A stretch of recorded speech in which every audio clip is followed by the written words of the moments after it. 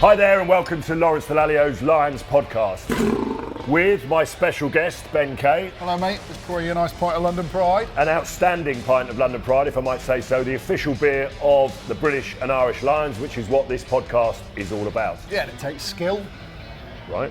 dedication, Indeed. and time.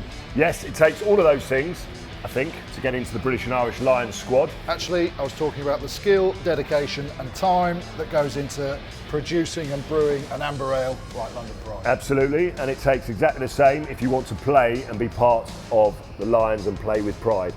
We've got our pints, ready for the match? And this podcast in partnership with London Pride, the official beer of the British and Irish Lions. Cheers. Cheers. Cheers, Benny, and do remember to drink responsibly.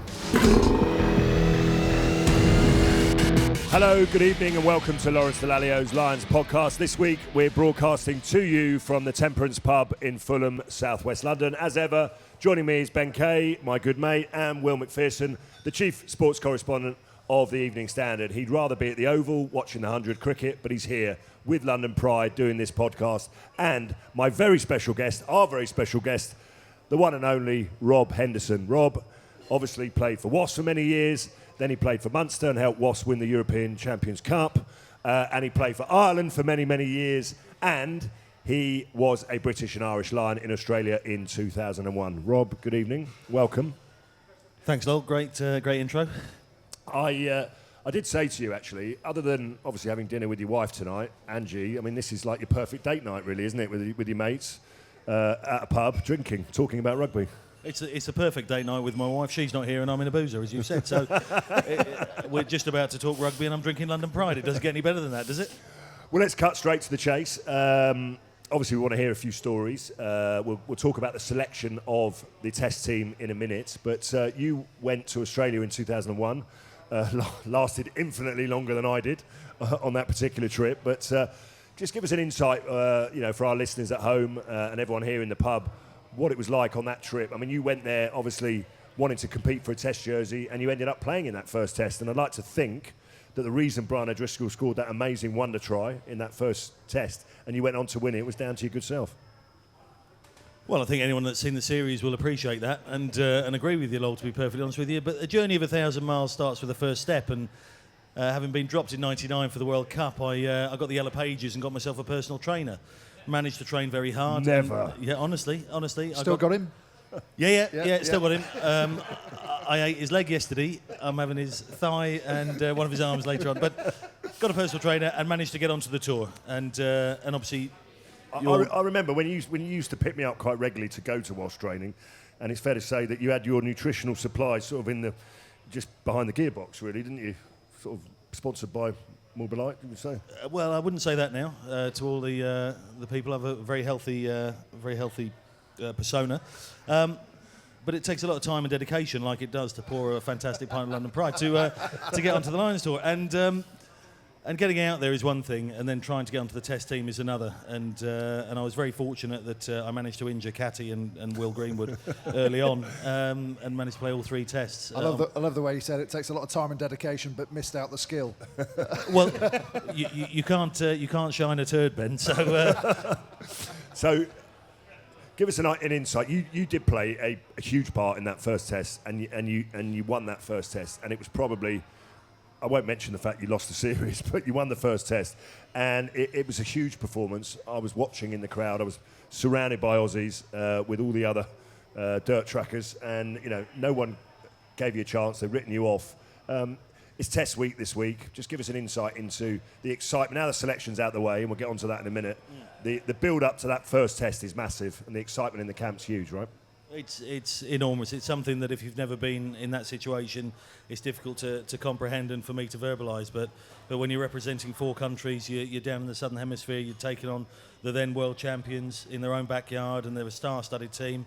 Myself probably wasn't on many people's initial starting 15s. That there's a lot of armchair fanatics that do that before every test series. But you've got time to think about it. But having been a professional for 5-6 years anyway, and on the Monday night I remember starting to go through the match in my own mind, and this is what the players will be doing now. They'll be playing through the game, going through different scenarios mentally when they're sitting in their own hotel rooms on their own, so that when Saturday comes, they're ready mentally for any circumstance or bounce of the ball that may go their way or not.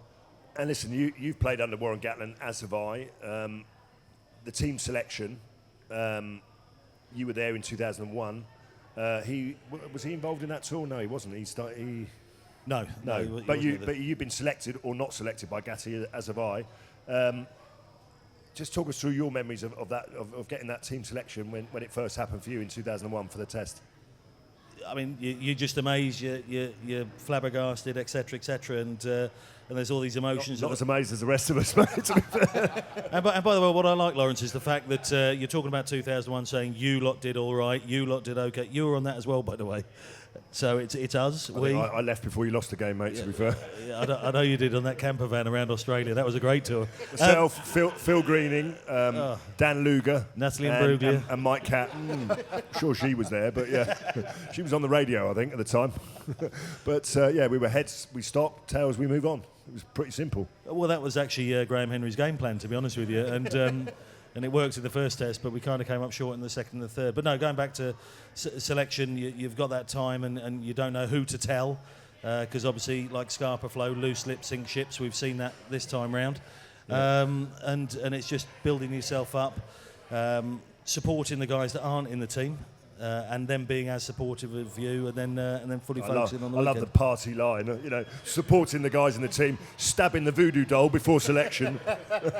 Ben, what were your recollections of that first test selection in 2005? I mean, it was left standing really after the warm-up games in New Zealand. I guess in some ways similar, that there was a little bit of discord in the camp, wasn't there, in 2001? Not necessarily between the players, but are we in the right place? But 2005, there definitely was, and I think Clive's admitted since that he probably shouldn't have tried to treat it like an England. It's very, very different. That's what Gats's major strength is. You don't become head coach for 3 tours unless you've got something different to everyone else. And his biggest strength is creating belief where you shouldn't really have belief. So Clive's belief was created by all the preparation he'd done beforehand. Gats basically turns that on his head and says you don't need preparation. You don't look at this weekend. I think the only partnership that have played together is the centre partnership, and they've played there once last weekend. So, he's created this belief where they think they can go out and do it,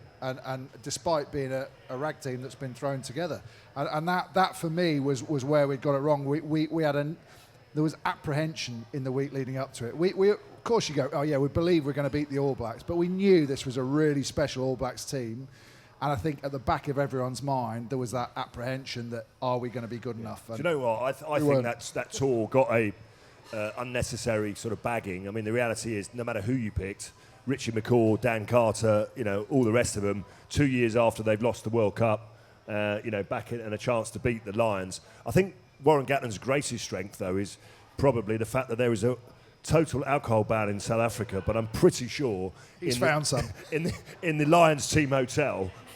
I'll be very, very surprised if there is a complete alcohol ban, because if I know Gatti like anything, a rugby tour, including the Lions at whatever level, doesn't exist without a good drop of London pride. So I'm sure we've shipped enough out there for him. There we go. You're only not allowed to buy it. If you're given it, it's fine. 100%. There's been a few gifts flying or around. if you happen to find it lying around the hotel, you may not have been there a while, probably pre-lockdown.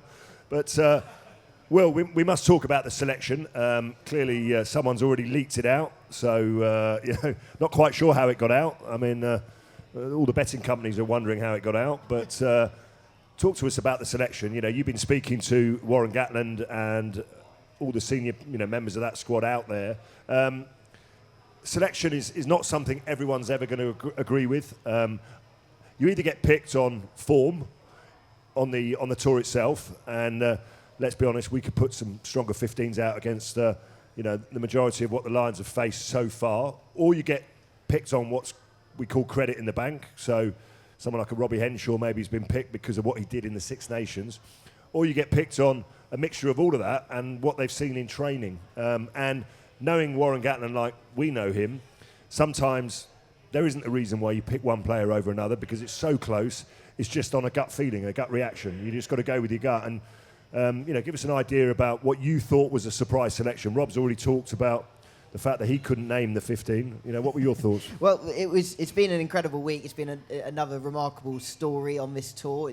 We know it's been a tour like no other, but the team itself is a team like no other as well. Alex Lowe from The Times wrote a story on Tuesday afternoon about the Lions team. It was due to be named on Thursday.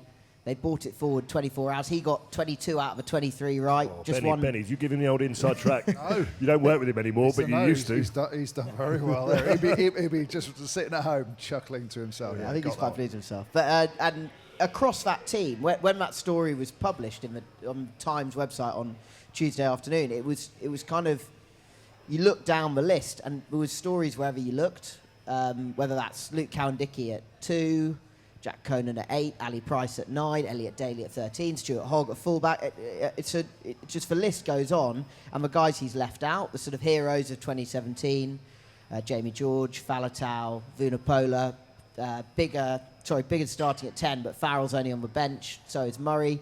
Just everywhere you look, there are surprises, and I think that's kind of an indication of what this tour has been like. They haven't had any game where anything resembling a test team has played before the first test squad has been named. But Benny, for you, in 2009, when the Lions went to South Africa, they won all the warm-up games bar the South Africa A game, which they drew, but they won those warm-up games by 2 or 3 points. They were tough warm-up games.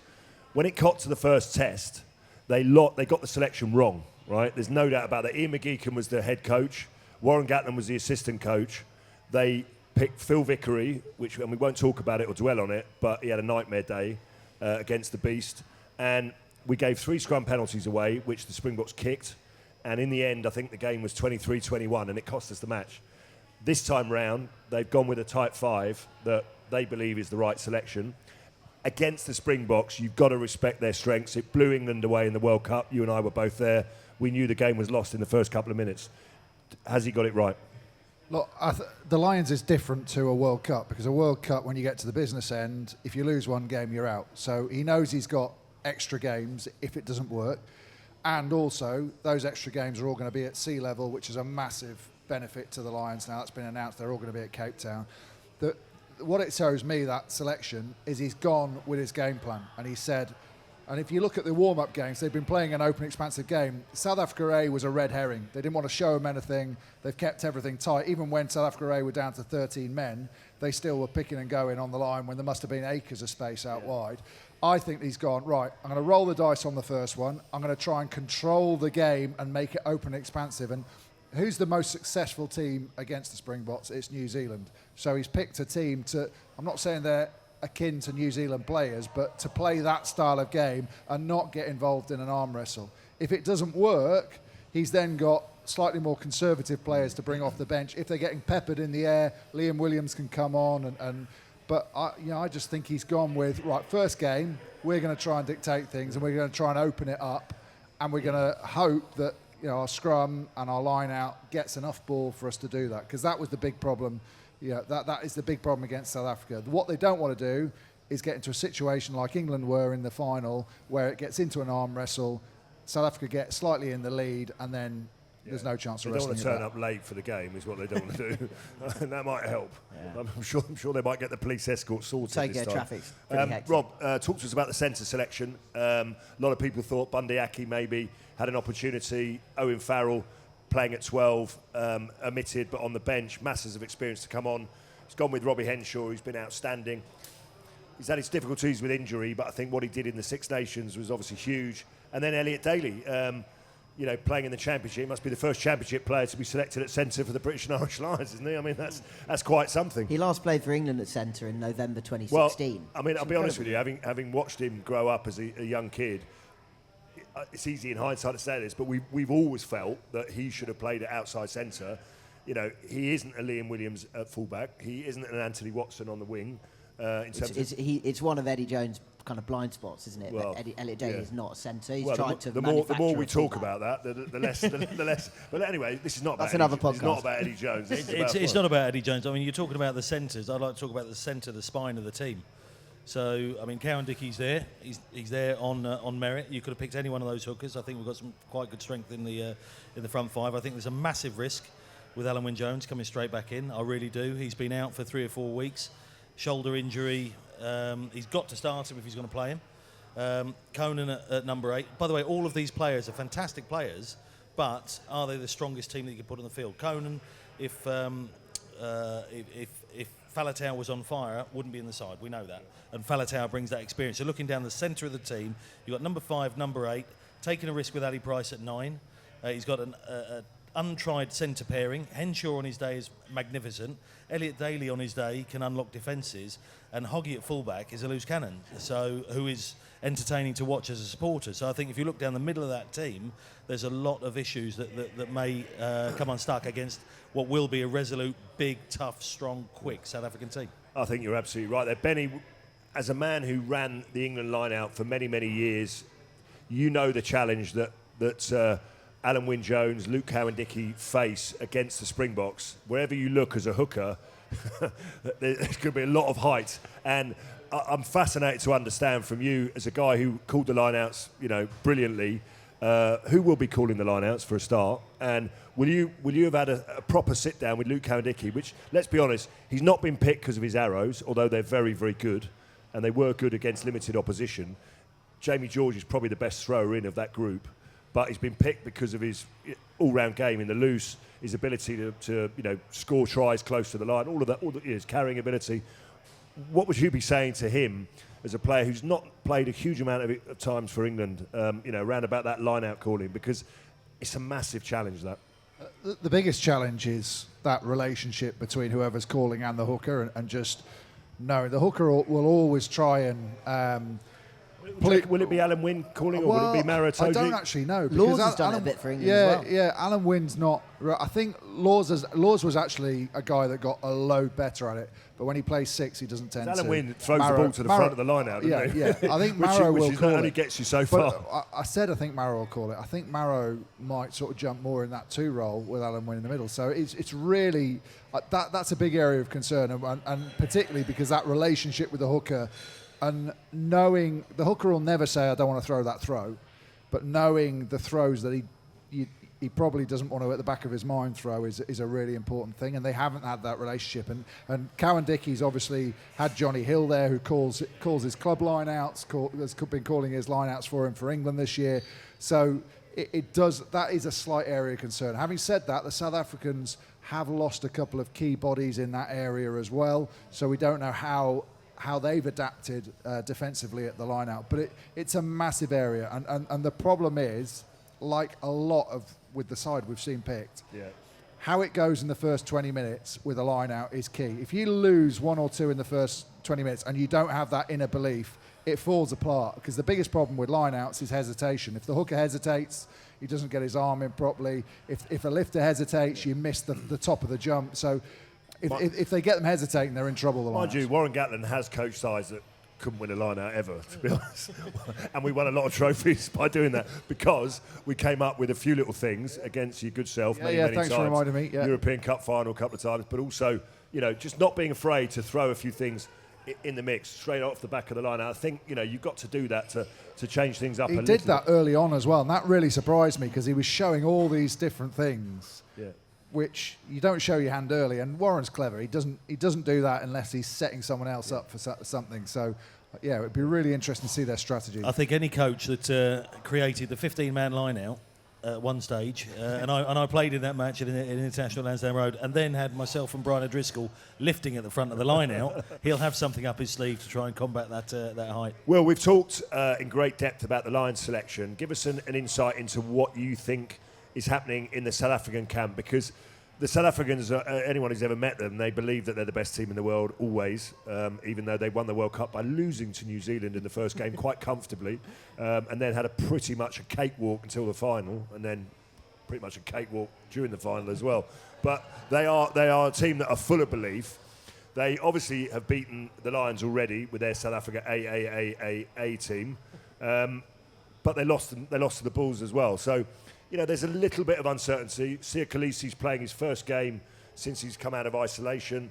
There's a lot of things that you could argue have not been in their favour either, so they could be ring rusty too. Definitely. They got on the front foot this week and named their team on Tuesday. They said, we told the players we might as well tell the world, this is our team. Khaleesi's ready to go. He hasn't played a game after having COVID, nor is Pollard, nor is the hooker, nor is the winger. They should be really ring rusty, you'd think, but they're, as you say, they always believe they're pretty good, so they're very confident. I was surprised to see they've got Lou Diego on the bench, but they've also had to go 5-3 on the bench, which is not what they ever do. They love that bomb squad at the World Cup, they called it, at 6-2, and I think the Lions have followed them with that.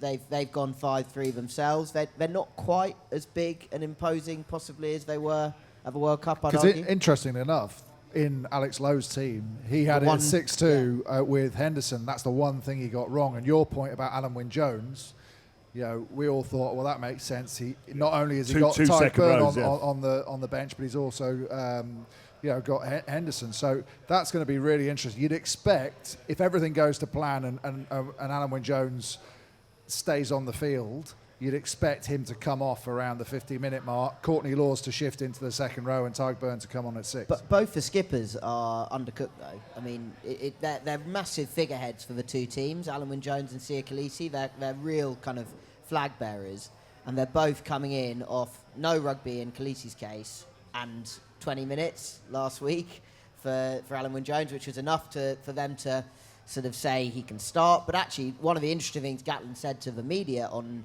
Wednesday when he named the team was that they decided Alan Wynne-Jones was going to start when they decided that Ali Price was going to start at scrum half.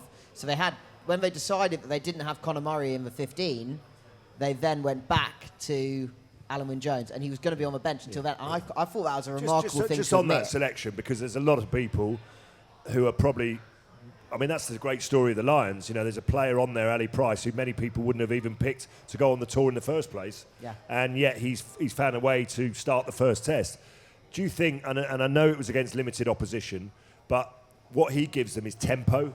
What he gives them is this ability to move the ball away that little bit quicker than Conor Murray, whose first instinct is not to look for the forward runner, but to look to move the ball a bit. And if you're going to beat South Africa, at some point, you need that tempo early on in the game. And you can argue that the bench that he's gone with, I mean, clearly the Lions need a fast start in this Test match. They can't play like they did against South Africa A and give themselves 10-point, lead or a 10-point deficit and have to, climb the mountain. They've got to come out the blocks fast. But equally, he's got so much experience off the bench. Liam Williams, Conor Murray, Owen Farrell. It looks to me like he's picked. I was probably going, too far, jumping the gun too much. But he's picked a starting team that he hopes is going to get some points on the board, and then he's got, as Eddie Jones would call them, the finishers, to come on and even Ty Burn's turnover stats are off the charts. So if South Africa are chasing a game, which he's hoping they will be, to have that guy that can poach along with Watson as well that can do the job, maybe that is it. Play the field position, just maybe consolidate a little bit, but try and get that first start. I think the thing about Price is that he has been clearly the standout scrum half on tour. He's played himself into the 15. I think more Murray's played himself out of the 15, unfortunately. Anyone who got picked against South Africa A has had a tough tour, they're all haven't gone, they, really? And anyone who got picked against the Temperance 15 has had a pretty good tour, haven't they? It's a hell of a side. And now it's time for the Dropkick Challenge. Will, what rugby trivia, Lions rugby trivia, you got lined up for us today? Yeah, it's that part of the show where I put yours and Ben's knowledge of Lions trivia to the test.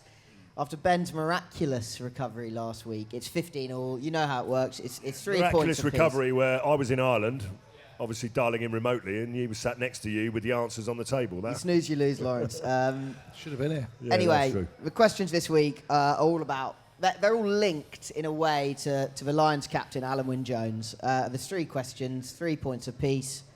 Question 1, Alan Wynne-Jones will lead the Lions out against South Africa on Saturday, but in what year did a Welshman first captain the Lions?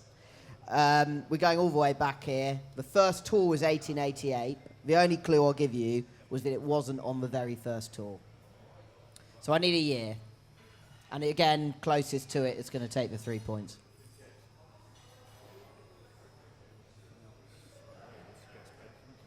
I'll go 1908. Lawrence? Don't even know if there's a tour then. Around then. I don't know. I'll go the next tour after that. 1912. The answer is 1904.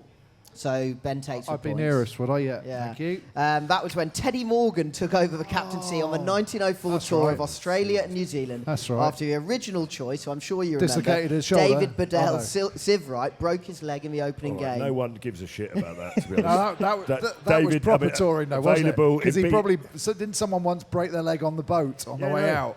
And they played in the last game. Well, it took 3 months to get there, didn't it, really? So And he picked his glass eye up of the floor by the at the time, same time. by the Yeah, time, yeah. he, Well, by the that was time the he one. arrived, the bloke who broke his leg was fit to play. I mean, that's just perfect. That's perfect touring. That is. Right. Right, second question. Ben Go has taken a 15-18 lead. So first time you've led at any stage? is, yeah. Question 2.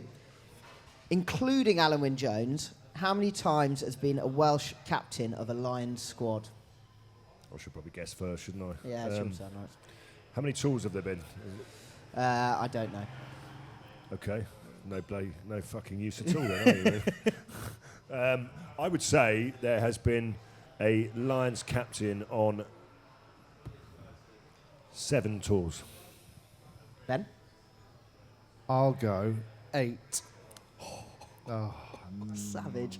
It's 12 times. yeah. So that's me again, is it? So Ben has taken the points again. So you stretch your lead out to 21-15. I thought 7 might be somewhere close, and you know, sort of split down the Keep middle. seeing us on the screen behind. Think I'm watching an 80s episode of EastEnders with the Mitchell brothers. It's ridiculous. Have you seen? Slightly more effeminate coloured clothes that I we're think wearing. it's more of a Right Said Fred reunion, if I'm honest with you. Right, question 3, third and final. I reckon you guys should have a slightly better idea about this one. At 35, Alan Wynne-Jones is also set to become the oldest ever Lions captain. But who is the oldest player to have made a test appearance in a Lions shirt? And as I say, I reckon you guys should have a sense of this. Yeah. Jason Leonard. Lawrence? Not sure you're right there, but I'm going to go with Simon Shaw, actually. Shall I go with Simon Shaw? It's Neil Back. Really? Well, listen, on the fact that Ben played with him, I think you should offer the So point. did you. Offer the point. 36 years and 174 days in 2005. We finished the round with Ben. You- at that was 1815. 18-15. Yeah. Thank you. Perfect. Now let's look at the camp news, and we can discuss with Will, who's got exclusive interviews with everyone. Everything other than what we've already discussed, which is the selection. Anything else to tell us, Will, about what's happening? I mean, Ben mentioned earlier that we've had a sense for a few weeks for the whole tour staying in Cape Town, but it's been confirmed now, and I do think that's a pretty significant moment for the Lions to know that they're not going to be up at altitude. I mean, I think you guys have spoken a little bit about it on previous pods, like quite what a difference that makes as a player when you're absolutely blowing at altitude.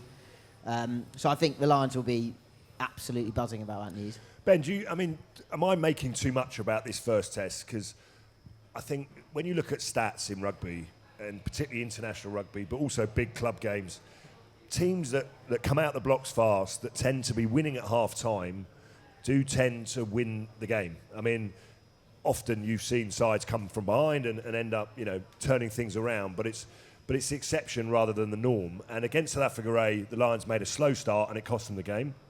In 2009, they made the wrong selections in the first test. They didn't change it till after half-time and it cost them the game.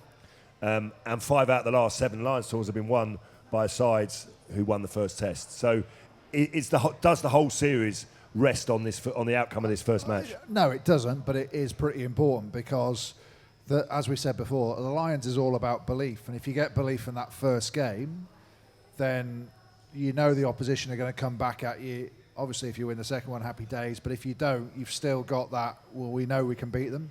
Whereas if you lose the first one, you might lift yourself in the second to come back at them, but then you've got to go again and find something even more. So, you're under pressure, aren't you? And it kind of changes the game plan because and the coach questions whether his selection was right, and you might just throw all those people out.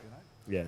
On this tour, guys, I mean, you've got far more sort of understanding this for me, but like this tour, there's no such thing as a dirt tracker or bin juice or whatever Haskell called it. This first test on Saturday, there's probably 15 or 16 guys who are not involved in the 23, but my sense is that they know that they've still got a part to play in a way they might not have done. They are the crowd. Yeah, true. I mean, there's obviously, and I think they might outnumber the South Africans as well. So I think I'll be, a bit like the Premiership final, Exeter Quins. I'll be making banners and everything. I mean, maybe having a few pints before the game. They'd certainly had a few pints at the Premiership final, yeah. What do you reckon that changes on this tour in terms of unity and the squads staying together? Yeah, that could be a little bit of a coach thing where you actually want, because they've got nowhere them to go, you've actually got to keep them within everything really, because they can't disappear off, and the midweek team would always be told, go and have a bit of fun, but just make sure they'd have snuck out the hotel Wednesday, Thursday, Friday, but and with Saturday. permission a little bit, but just make sure you're there and you bring the intensity, whereas now they can't do that. So unless you incorporate them, you're going to have problems, because they're going to get bored and they're going to, be thinking, well, I wish I was playing and everything else. So I think it's really important. And also, I think, Hendo, you've got experience of this as well. Warren Gatland mentioned it in his press conference, which you were at, Will. Yes, the team that's been picked for the first test is important.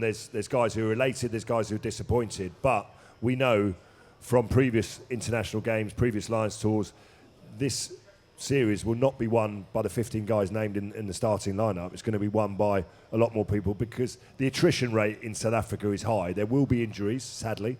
There will be people coming in and out of the test series, I think, and therefore he does need a collective. And any of us who've been on successful Lions tours will know that it's not won by 15 guys, it's not won by 23, 24, it's won by 36, maybe even more.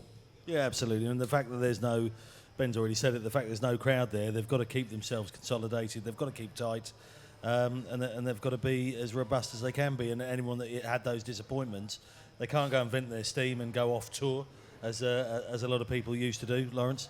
And I was injured by the time I'd gone off tour, to be fair. I don't think you were, actually, but... yeah. You know what? When I got injured in New Zealand, I have to say I've stretched it off. Ben, did you play in that first game?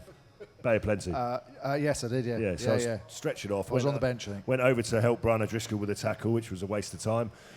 Fractured, dislocated my ankle, and I got stretchered off the field. It did look sore, to be fair, from where I was. And I'll never forget. I took my Lions jersey off, and I gave it to the guy, and I said, "Look, hang that on the peg of the bloke that I'm playing against, because I'm pretty sure he'll want that." And I got into the ambulance, and. Well, you do, don't you? I got into the ambulance with Gary O'Driscoll, the Lions. Tell him not to eBay it. Yeah, don't eBay it. Or maybe you might, if you do, split the proceeds. So I was in the ambulance with Gary O'Driscoll. It was in Rotorua, and we got to Rotorua General Hospital, and there was one bloke there. He was a 19-year-old intern who'd been left there by the surgeon, and he came out like he was foaming at the mouth. He said, "Mate," he said, "I've just seen it on the telly." He said, "I reckon you dislocated your ankle." And I'm lying there on the bed like that, ankles facing southwest. And he looked at me and he started foaming even more. He went, "Can I have your kit?" And I said, "I tell you what, I'm in a lot of pain. Get me some morphine, lots of it, and you can have the entire kit bag, mate, as far as I'm concerned." Good job you said that. Otherwise it might have been like Misery, the film, and he might have just tied you down and taken it off. He woke up in a shed 8 mile away. So, true story. So, I said to Gary, anyway, fast forward, I had the morphine very quickly. I was in La La Land, getting all the messages that I couldn't read from all my mates. And next thing, 3 hours later, the surgeon comes back from the game, smashed out of his face, and grabs the ankle, goes, "Yeah, we'll operate on that in the morning." I looked at Gary, I went, "No way is this cowboy operating on me." I said, "Go and find me whoever operates on Sean Fitzpatrick and Jalalomu." So, sure enough, we went down to Auckland, and the next day I had an operation. The guy was called Bruce Twaddle, was the surgeon, and he came in, he said, "Right, good news and bad news." I said, "What's the good news?" He said, "Got a nice piece of kiwi metal in your leg." He said, "You might be playing in about 6 months' time if you're lucky." So that's the good news. "What's the bad news?" He said, "The bad news is you can't fly home for 3 weeks. You've got to stay in Auckland for 3 weeks." And bear in mind, the Lions then left town the next day, so I got my boarding pass, see you later. We've got to go to Christchurch. You're not allowed to fly. You're on North Ireland. We're on South Ireland. Off you go. How did you occupy the time, Lawrence? There's nothing to do in New Zealand. Funny enough, do you know what happened? Simon Taylor had got injured as well. He'd torn his hamstring off his bone. So he was flying home the next day, and I didn't really like Simon Taylor because he was Scottish and he played number 8. That was only 2 reasons why I didn't like him, but there was a few others. Anyway, I said to him, listen, this is a great opportunity for you and I to bond. I said, I'll meet you down in reception. My tour's over, your tour's over. See you in reception. 7 o'clock. I booked the best Italian restaurant. Didn't take long in Auckland. It's called Euro. It's called Euro. Was that the price? It's just down the viaduct. I said we'll go out and we'll have a good night. And anyway, he said, "Oh, right, no problem." Anyway, I'm waiting there. Was he Welsh? He was Welsh. Yeah. He was from one of those Celtic countries. Anyway, no sign of him at 7:30. I'm waiting in reception. Phoned him out again. No answer. Phoned him out again. I said, "What are you doing?" He said, I just didn't feel like I'm just not feeling mentally up to it." I said, "So hold on a minute. We've both been ruled out the Lions tour. We're flying home. You're flying home tomorrow. I can't actually. I've got to stay here for 3 more weeks. You would now want me to go out for dinner on my own? Yeah, is that what you're saying?" I said, "I'm on suicide watch. You're on suicide watch." There's been a few times I've not quite been mentally up to going out with you, Lawrence, but I was going to say, in fairness, Lol, he's got a point. We're now going to swiftly move on to... the only thing we missed, the biggest news to come out of the tour was that when Conor Murray sat down with Warren Gatland and Alan Wynne-Jones to talk about who was going to be the Lions captain moving forward, Gats obviously said Alan Wynne-Jones is going to be the Lions captain moving forward, and Conor Murray apparently said, "Can I still keep the presidential suite? Yes, deal, done." Exactly.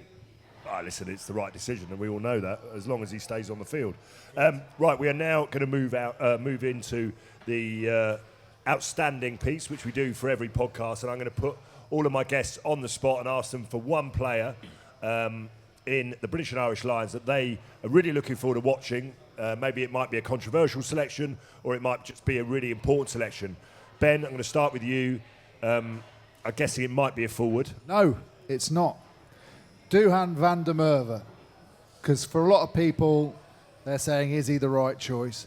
He has the opportunity to either go down in Lions folklore or be binned off for the second test. By the way, if he gets stepped by Cheslin Colby, that is not the end of his trip. No, we want to know what he can do with ball in hand against a Cheslin Colby, and he has the potential. There are loads of people that we look back on their careers and go, "Oh yeah, they were always like front and centre," But some people in a Lions shirt just step up to the mark, and they then have this rich history that's associated with the famous red jersey, and he could potentially do that if he has a big moment in the game. For example, George North carrying Izzy Folau over his back as a backpack. That sort of thing would put him down in the annals of time. And to be honest, he is probably another one of those players that up until the tour, maybe after the games, you wouldn't have necessarily had in your starting lineup. If it doesn't go well, he won't play next week. I guarantee that. It's incredible to leave out Josh Adams as well, isn't it? I mean, all the people we mentioned being omitted, whether it's Faletau or George or whoever, but Josh Adams has got 8 tries in 3 games or whatever. Set the record, and he's watched his wife give birth over Zoom. I mean, that must be that also was the moment his tour turned. In fairness, Lol, we all did that. What was it? Was it a shark attack like it normally is, or not? I mean, with Van der Merwe, I mean, he's the number 1 spring jock that the Lions have got. Spring jock. And I think that he's played his way into the position. I mean, for me personally, one person that I think can unlock defences is Hoggy. I think he's for all his lack of defensive commitment in attack, he can. Do you think it's a boom or bust selection, Hoggy? Because it's been funny, isn't it? Exeter Chiefs early on in the season, when he first started, he was front and centre. As it got to the business end, he was left out the side, and I think Rob Baxter was trying to leave him out to get a reaction. It didn't really work, did it? And then he didn't pick him for the final, and I think Warren Gatland was very understood that and thought, I've got, if I want to get the best out of Stuart Hogg, I've got to manage this situation quite carefully. Well, Gats has done the same with Elliot Daly. He's gone, you've not had the best run with coaches, I'm going to be your best mate and get the best out of you. I think he would have played in the final had Jack Noel just had the best game in the semi-final at fullback.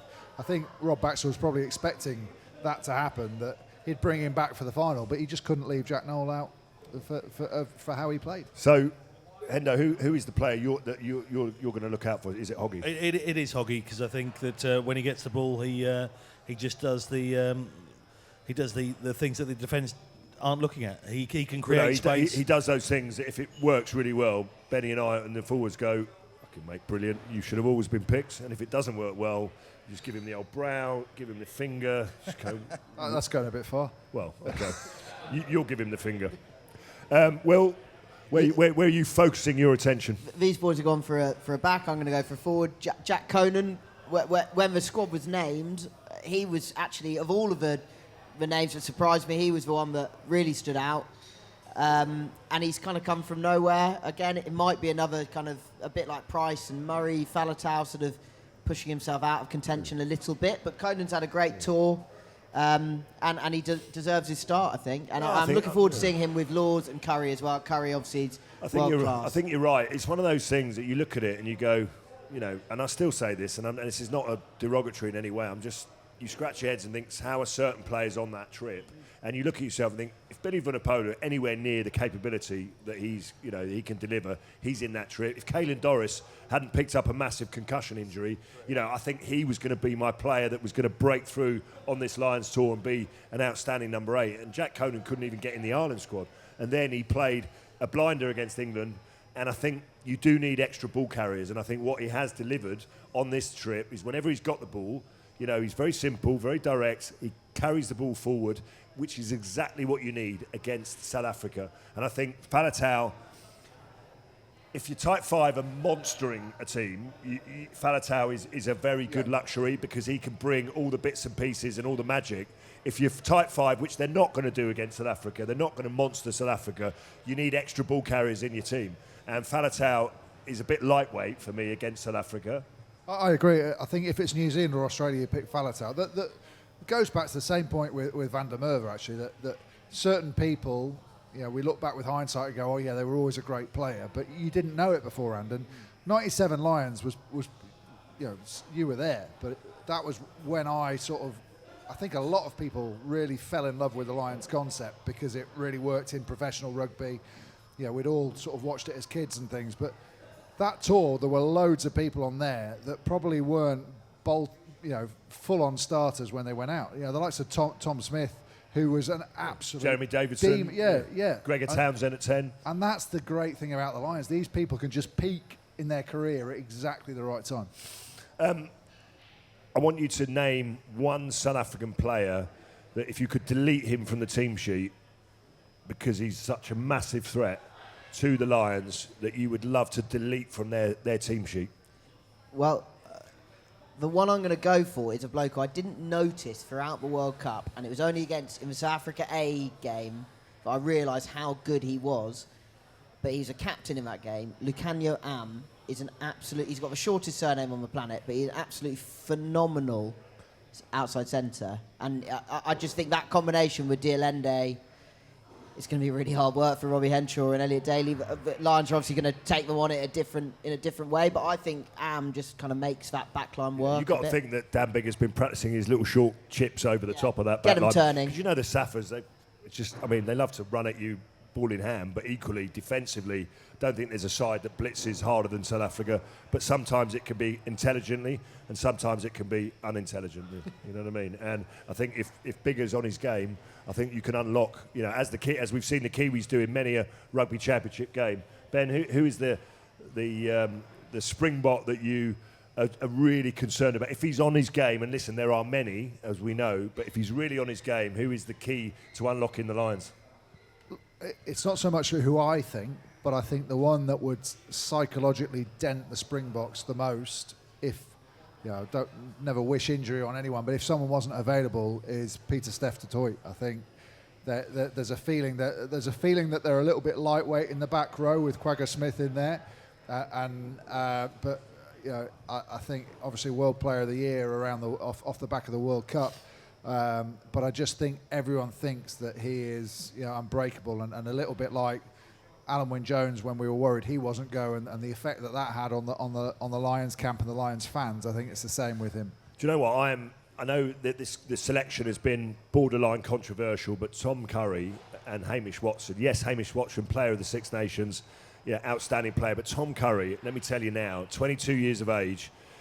When England win, he plays well. When England don't win, he still plays well. And he is a phenomenal rugby player. He is going to be England captain in the future. If not next year, at least when Eddie Jones goes back to Australia, he will be England captain. He is a wonderful player. He's got a massive challenge on his hands against, Steph Tutoy. And I'm so excited because everyone said to me, who's going to be the guy over the ball in the breakdown? Who's going to be the guy that's actually going to give us that little bit of edge? So I know he's not South African. I was going to say, you kind of negated your own question there, Noel. But if you take him out of the Springboks team, they are rubbish. Yeah, absolutely.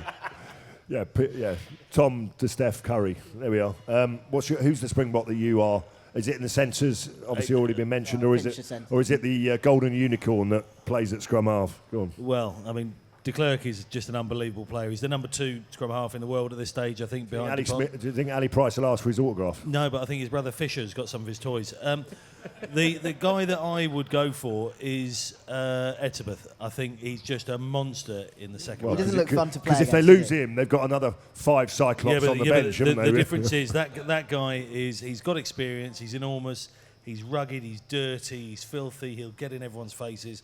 And I think, to be perfectly honest with you, I think Alan Wynne is going to have a really tough time against him. Marrow as well. Be really interesting how Marrow he's been quiet, hasn't he, on this trip? He's been a little bit quiet, but he's Ben, also... Ben, you and I saw him in that World Cup semi-final, and whatever you think about Maro Itoje, that performance was, and it wasn't necessarily the one that was headline-grabbing, but he was magnificent. Amazing. Do we need that level of performance from him if we're going to win? But a little bit quiet in the final.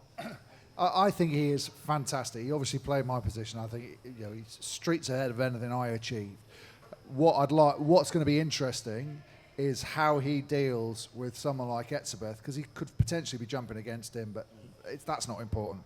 Etzebeth's the sort of player, a little bit like we've all had to deal with, that will go after certain people on the field, and because the eyeballs will be on. If you're not that sort of player, Marrow's not a dirty player. He's physical, he's strong, he's not dirty. If someone's constantly going for you, how you react then becomes a big story in the game. That's exactly it, Ben. I think Etzebeth, he can bully people. He's got that physical domination and presence. Marrow's an athlete.